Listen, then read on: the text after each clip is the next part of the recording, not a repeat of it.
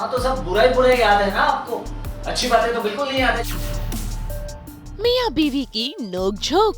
और ये आपकी बहू जिसे आप अपनी बेटी मानते हैं, ये कोई सीधी साधी लड़की नहीं है, ये एक नंबर की जंगली बिल्ली है। सूरज के इल्जाम। गलती तुम्हारी थी, हाँ तो इतना तो तुम कर ही सकते हो ना, बड़े एहसान जताना। ईशा की चालाकी। दंगल टीवी के सीरियल पति ब्रह्मचारी में भाई आज सूरज और ईशा के बीच हो रही है बहसबाजी, वो भी अपने रिश्ते को लेकर। भाई यहाँ पर ये दोनों ये बता रहे हैं कि किसने किसे ज्यादा परेशान किया। सब सच बोल रही हो सूरज, चाहो तो सबसे पूछ लो, सब जानते हैं ये। हाँ तो सब बुरा ही याद है ना आपको, अच्छी बातें तो बिल्कुल नहीं याद है। जब आप नई इस घर में आई थी, फिल्टर पानी की बोतल से पूरा घर भर दिया था आपके लिए मैंने। जब आपको एलर्जी हुई थी तो आपकी दवाई के लिए मैंने भाग दौड़ की थी। और तो और जब आप ये घर छोड़कर भागी थी, गुंडों से आपको बचाने के लिए मैंने अपनी जान दांव पे लगा दी थी। ये सब भूल गई ना? हाँ तो गलती तुम्हारी थी, हाँ तो इतना तो तुम कर ही सकते हो ना, बड़े एहसान जताना। अरे कम से कम मेरे पास तो कुछ है बताने के लिए, आपके पास क्या है? कुछ नहीं। हाँ आपने क्या किया था? बॉटल खींचकर मारी थी। कुछ दिन पहले जब शीशे के सामने जैकेट पहन रहा था, ग्लास खींचकर मारा था। और ये आपकी बहू जिसे आप अपनी बेटी मानते हैं, ये कोई सीधी साधी लड़की नहीं है, ये एक नंबर की जंगली बिल्ली है। एक बार की बात है, जब ये नाराज थी तो मैं इन्हें खाना खिला रहा था, हाँ खाना मुंह में लेकर करके मेरे मुंह पर थोक दी थी। और मेरे फोन को तोड़ा नहीं है इन्होंने, चूर चूर कर दिया, पूरा भरता कर दिया। तुम जानबूझ के अपने साइड की लाइट ऑन रखते हो ताकि मेरी नींद खराब हो, है ना? तुम्हें पता है ना मुझे रोशनी में नींद नहीं आती। और आपको ये अच्छे से पता है कि मुझे गीला बाथरूम बिल्कुल भी नहीं पसंद, तो क्यों करते रहते हैं आप? कमरा समेटती रहती हो और तुम आके सब बिखेर के तो चले मेरा सामान नहीं मिलेगा तो मैं क्या करूंगा? ये थोड़ी चुप, दोनों चुप। देखो जी, हमें आ रहे हो काव्या के रिश्ते को एक मौका देना चाहिए। तो जैसे कि ईशा का प्लान होता है कि वो सूरज को अपने रिश्ते से समझाएगी, तो वैसे ईशा समझा रही होती है, तो तभी ईशा और सूरज नोक-झोंक करने लगते हैं, जिससे फ़न थोड़ा सा बनता है कि जब दोनों हस्बैंड वाइफ कैसे लड़ रहे हैं, एक तरफ रिश्ता बचाने की बात हो रही है। तो यही कहते हैं कि कैसे इनका रिश्ता टिक गया, ऐसे लड़ते झगड़ते वैसे आरव और काव्या भी ठीक हो जाएंगे। तो यही समझाने का मुद्दा है। पापा जी फिर थोड़ा सा मानते हैं, एटलीस्ट कहते हैं कि मैं सोच के बताऊँगा। तो उसी पे ईशा थोड़ी सी होप में खुश हो जाती है।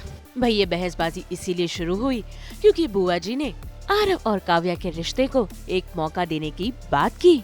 काव्या की तसल्ली और उसकी खुशी के लिए हमें आरव को एक मौका जरूर देना चाहिए।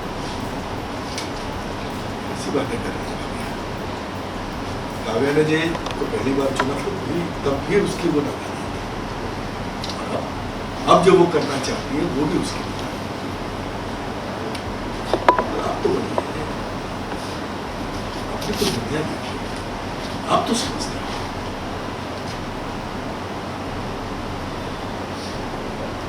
मैं पहले भी इस शादी के खिलाफ था और आज भी इस रिश्ते के खिलाफ। हाँ लेकिन मैं ये जानना चाहता हूँ कि आपको ऐसा क्यों लगता है कि आरोप दूसरा मौका देने लायक लगता है? वो बिल्कुल भी लायक नहीं है। हाँ सूरज, तुम बिल्कुल सही कह। आरव मेरा भाई है तो क्या हुआ, वो इसके बिल्कुल भी लायक। दो बड़े लोग बात कर रहे, बीच में बोलना जरूरी है क्या? हाँ चुप रहो। आप देखा हमेशा अदिति दी को बीच में क्यों लेकर आती हैं? मेरी दोनों बहनें अकेले नहीं हैं, हम सब हैं उनके साथ। हाँ? और हम इतने सक्षम हैं कि अपनी बेटियों को अपने घर रख सके। काव्या उस आरव के साथ अब कोई रिश्ता नहीं रखेगी। सूरज को तो अपनी गलती का एहसास कितने बाद में हो रहा है। उसने कोई कसर नहीं छोड़ी, मुझे इस घर से बाहर निकाल दिया, मुझे रूम में दुपट्टे से बांध दिया, मुझे मिर्ची वाला खाना खिलाया था ताकि मैं घर छोड़ के भाग जाऊं। भाई ये पूरा बवाल तब शुरू हुआ जब पड़ोसी ने आकर अदिति और काव्या को ताने मारे। अरे कहाँ है? देख मैं तेरे लिए नींबू का अचार ले आई हूँ। आ रही हो? अरे वाह, तुझे याद रहा? हाँ ये देख। आ बैठ।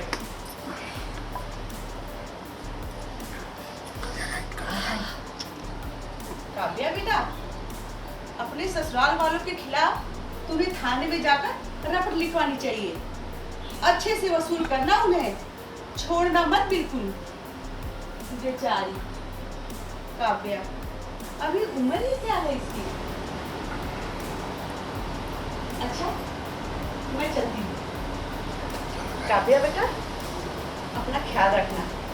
हाँ तो होता ऐसा है कि हम सब तो बच्चे के साथ खेल रहे हैं, बहुत खुश हैं। फिर पड़ोसी आती हैं, वो तो अचार लेकर आई हैं, तो हमें लगता है कि अचार के साथ मीठी मीठी बातें करेंगी, बट वो चटपटी बातें करके चली जाती है। तो एक टॉन्ट मुझ पे पड़ता है, एक टॉन्ट अदिति पे पड़ता है, तो हम दोनों ही बेचारे एक दूसरे को सहानुभूति दे रहे हैं। तो फिर काव्या जाके ताई जी से बात करती है कि उसे आरव को और एक मौका देना है, वो उससे प्यार करती है और आरव बदल गया है। ऐसा काव्या को तो लगता है कि आरव अब तो बदल ही गया है। तो हाँ ऐसा है, तो अब पापा को मना रहे हैं, क्योंकि पहले एक बार हम धोखा खा चुके हैं, तो अब दूसरी बार आरव रेड फ्लैग है या ग्रीन फ्लैग है, ये डिसाइड करना सबके लिए मुश्किल हो रहा है हमारे घर में। तो मोटा मोटा तो यही डिस्कशन है। और ईशा भाभी जो है वो आई डोंट नो किसकी साइड है, बोल तो रही हैं कि आरव को हाँ सज़ा मिलनी चाहिए, बट शायद कुछ तो स्ट्रेटजी है। ऐसे में अब देखना होगा कि क्या सूरज और उसके पिता आरव और काव्या के रिश्ते को फिर एक बार मंजूरी देंगे। मुंबई से कैमरामैन सुधीर के साथ ब्यूरो रिपोर्ट। हम तो लेकर ही आते हैं आप सबके लिए नॉन स्टॉप एंटरटेनमेंट की गुड न्यूज़। तो अगर आपको ये वीडियो पसंद आया है आप इसे लाइक करें, कमेंट देके अपनी राय ज़रूर दें। ऐसे ही एक्सक्लूसिव कंटेंट के लिए हमारे चैनल को सब्सक्राइब ज़रूर करें। अगर आप यही वीडियो फेसबुक पर देख रहे हैं तो हमारे फेसबुक पेज को भी लाइक करें। नाम तो आप सब जानते ही हैं, सास बहू और बेटियाँ।